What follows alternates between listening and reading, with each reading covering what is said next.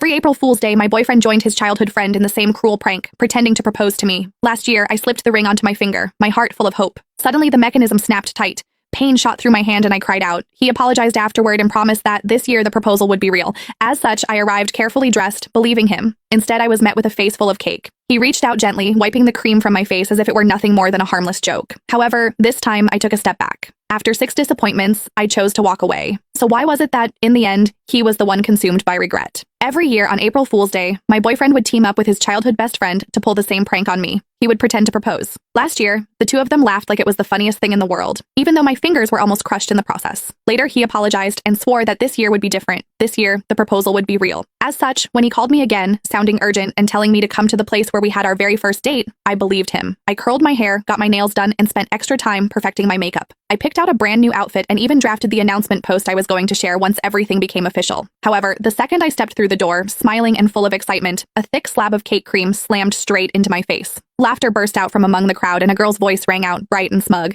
"I told you Whitney would show up, Nolan. You lost." Nolan Jones walked over and, just like always, gently wiped the cream off my face. "You got all dressed up," he said with a soft smile. "It's a shame about the outfit." Then he added, like it was nothing, "I made a bet with the guys about whether I could get you to come. I said you wouldn't.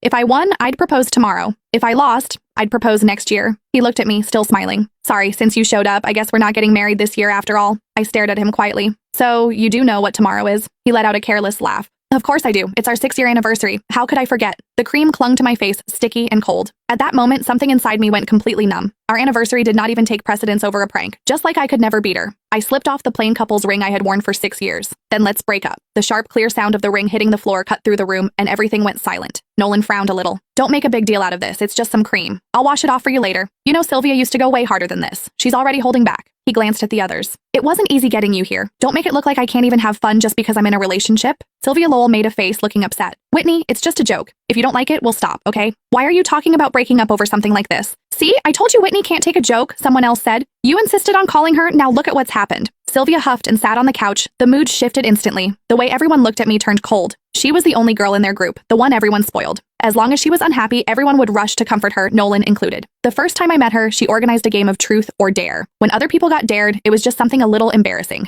However, when it was my turn, they asked me to do something way out of line in front of everyone. All I said was that it was too much and I did not like it. Sylvia's eyes immediately turned red and she ran out of the room. Everyone ran after her, Nolan too. The welcome party that was supposed to be for me ended with me sitting there alone. He never said anything about it afterward, but from that day on, he never brought me to their gatherings again, unless Sylvia said it was okay. Then Nolan looked at me, his brows pulled tight. "Whitney, apologize to Sylvia." Before, I would have swallowed everything. I would have forced a smile, apologized, and explained myself